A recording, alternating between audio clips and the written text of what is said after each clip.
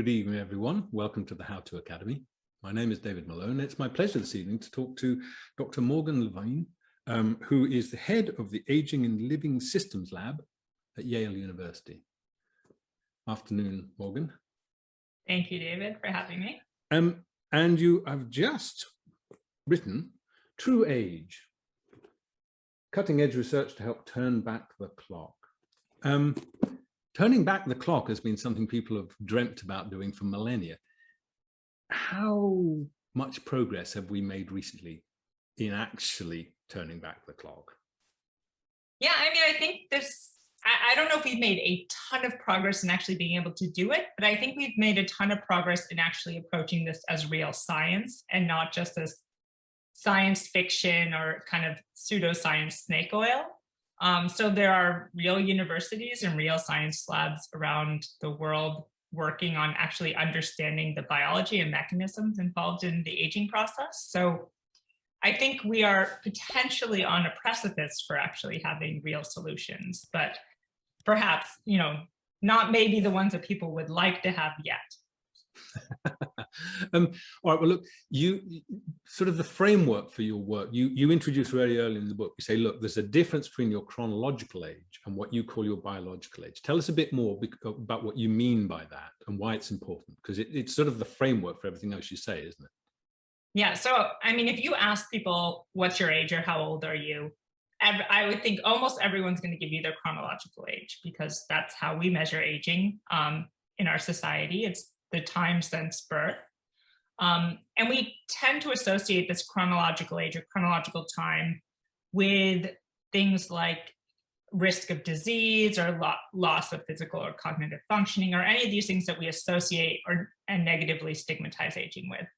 But in reality, it's actually not the chronological time that is driving those things. It's not that you just randomly have an increased chance, as time goes on, but it's the way that our bodies and our systems are biologically changing over that time. And I think the important thing to know is that this doesn't happen at a constant rate, and it doesn't happen at the same rate between, for everyone, or even within our own body for our different organs. And so can we actually find a way to better measure aging by measuring this kind of divergence in terms of our biology over time?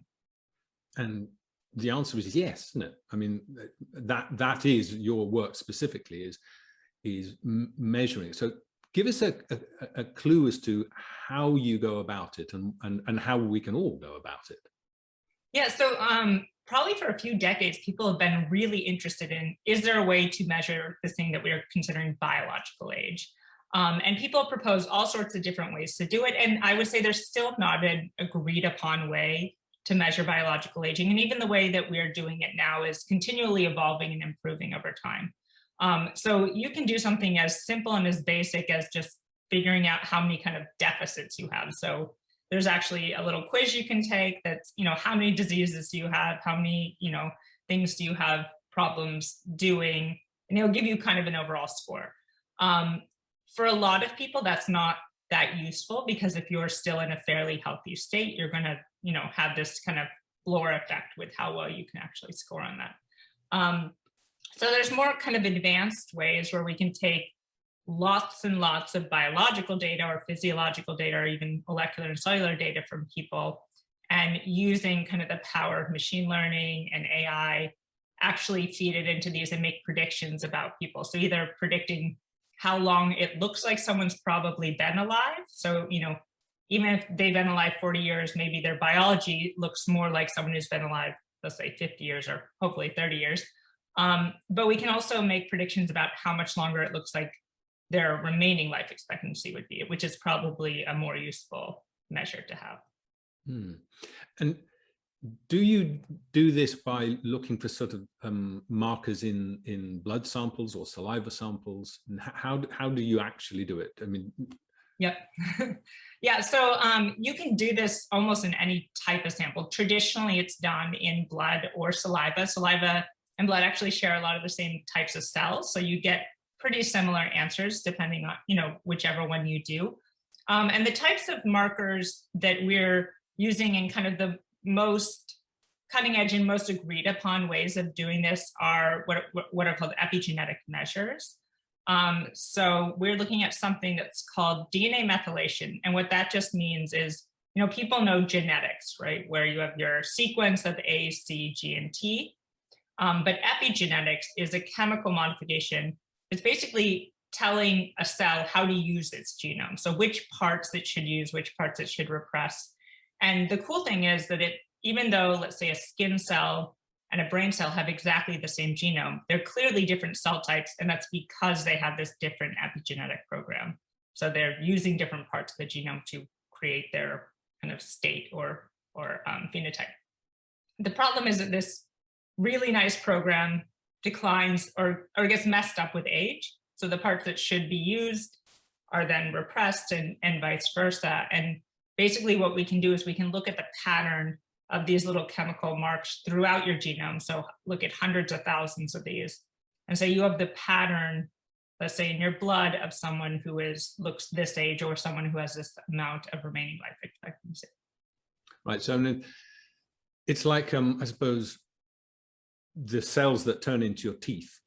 Everything's switched off except making teeth. They don't want a cell in your tooth to suddenly think, okay, hey, I'm going to make a toe. Yeah, exactly. But even amongst that, though, in the teeth cells, when you're little, the bit that switched on is making baby teeth. And then presumably, at age 4 or something, that switches off. So that section of DNA is still there, but it just says, ignore this. And then it switches on the adult teeth, right? Yeah, I like to think of it as kind of the operating system of your cell. It's like this beautiful system that tells the cell what pieces to use to do all the jobs that it was basically, made to do. But the problem is that program gets a little messed up. And then we do find that with aging, cells lose, quote, their identity. So they're less distinguishable from each other because the pieces that that characterize certain cell types kind of get muddled with aging. And it's a little bit harder to kind of say, this is your job as a cell, and we can see your profile. They all kind of look a little bit more similar. Oh, right. So are you saying then that, in the gut cells of a young person, they know their job is to be a gut cell and that's what they do? But are you saying that in someone who's 80, that some of their gut cells are no longer doing the gut cell thing? They just sort of hang around, doing nothing?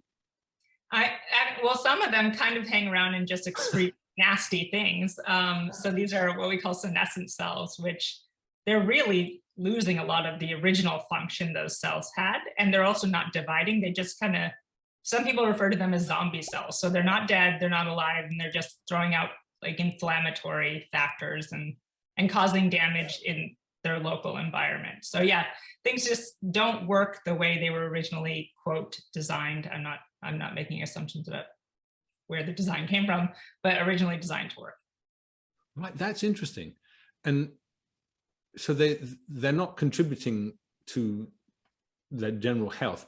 It's interesting you say they actually give off inflammatory signals, because that's another thing that figures in the book quite largely, is that inflammation isn't just getting a little red spot where you've been stuck by an insect. That there's something much more systemically damaging about, am I right in the sort of a low level but constant inflammation? Tell us a bit more about that, if you would, because it's cropped up in quite a lot of the people we've talked to in the last few months. Yeah, so inflammation, it's a critical part of our physiology and our biology. It's important, right, for any pathogens coming in, for our body being able to deal with them. And it's kind of this stress response that should be beneficial. But the problem is that, if our system is not reacting correctly, it can be activated and not able to turn off. And that's when this kind of chronic low grade, or what we might think of as systemic inflammation, ends up being damaging, because, you can almost think of it as those superhero movies, right? It's not just attacking the bad guy, but there's a lot of kind of collateral damage that happens along with this. And if it just is continually on, you're going to end up damaging kind of nearby proteins and other cells and things like that. So are you saying that inflammation actually, is it one of the things which contributes to the methylation of the DNA getting corrupted and going wrong? So we don't know exactly the causal links of actually what's driving the changes in kind of these DNA methylation or these epigenetic changes that we see. But there is some evidence that there is a link to inflammation. Which one comes first or how that kind of links up, I think we still need to figure out.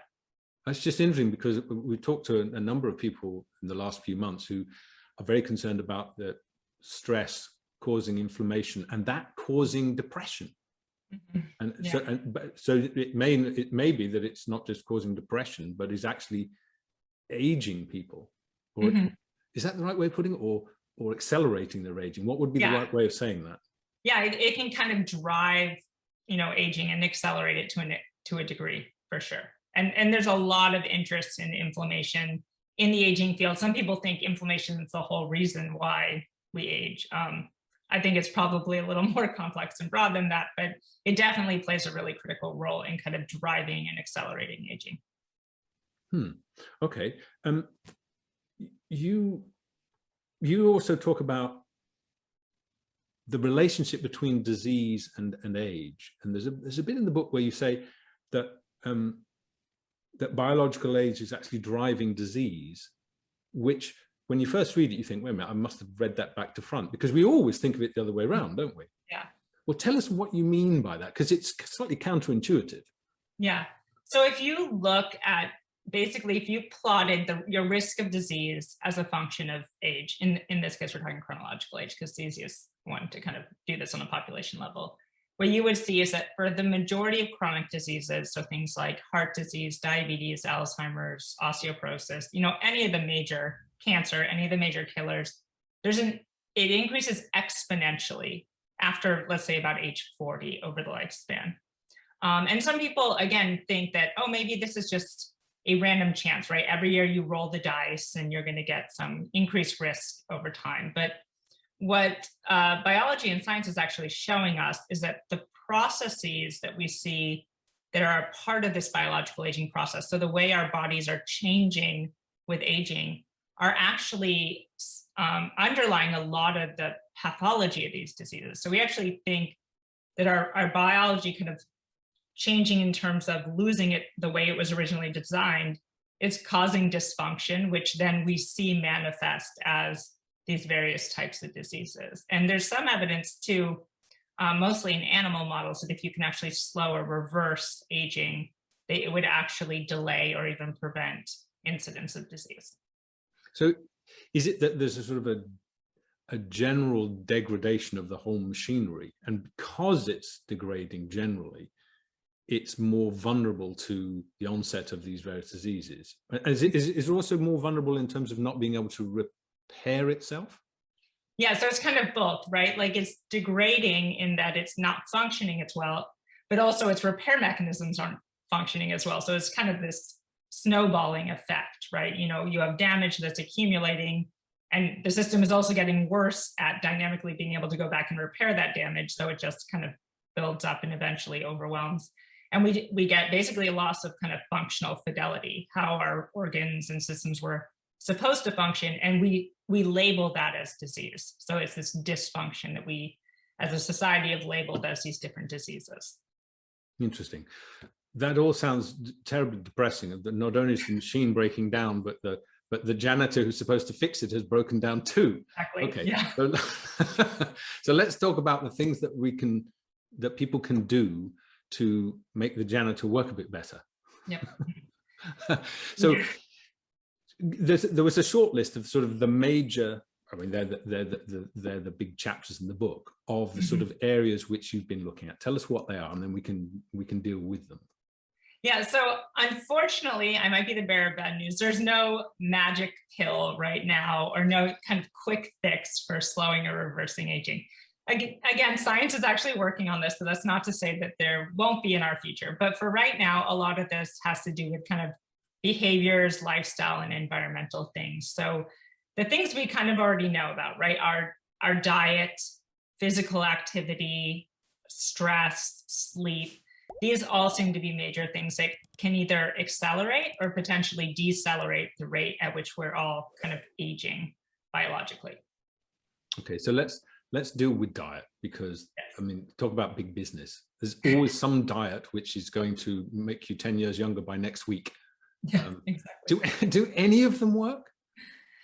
So again, I think this comes back to not it being like a diet. I don't like these kind of fad diets, or, every week, like you said, there's a new one, right? Oh, now you have to try this type of diet or that type of diet. And they're often completely opposed to each other as well. It's low carb today and high carb tomorrow. And yeah, which one we're supposed to do is completely unknown to all of us. And I think this comes back to the idea that kind of what we call like nutritional epidemiology. So studying nutrition in populations of humans is hard. It's hard to know exactly what people are eating, or to trust that they're telling you that they're eating something, that they didn't have Oreos at 10 p.m. last night.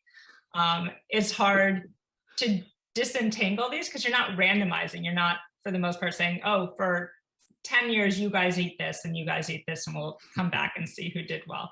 So a lot of it is, what we call confounded. People who tend to eat healthier have other behaviors that are healthier. They tend to have different socioeconomic factors. So it's really hard to do this type of science. But I think the one thing I think most people can agree on is eating more whole foods, not these highly processed foods. Plants are probably a beneficial thing to be eating, and to limit it. The data from aging research seems to suggest limiting animal products.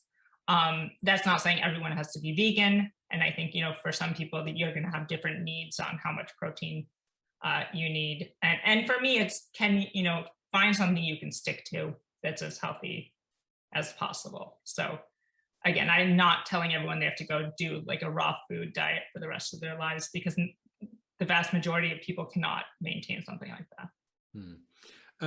You spent a lot of time. I was going to move on to fasting, but hold on. Blue zones. These you mentioned a small number of places where people just seem to have great longevity, and I think the one in Greece confounded everybody's theories because they had a lot of animal products as well. Have I got that one right? I can't remember now.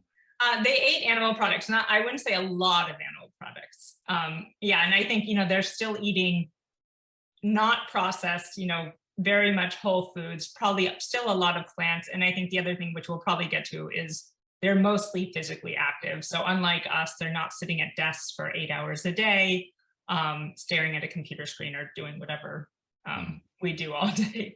I think the thing with these blue zones are, for those who haven't heard of them, they're these areas where people seem to have exceptional longevity. So you have a kind of more likely chance of seeing people living to 100 or beyond in these regions. And it doesn't, some people say, oh, maybe it's genetic, like there's some genetic pool there, but the data suggests it's probably more lifestyle, because even people born there who leave actually seem to lose some of the kind of longevity advantage. So there's something really interesting. There's whole kind of groups of scientists and research groups that are looking into, can we figure out what's special about these different areas?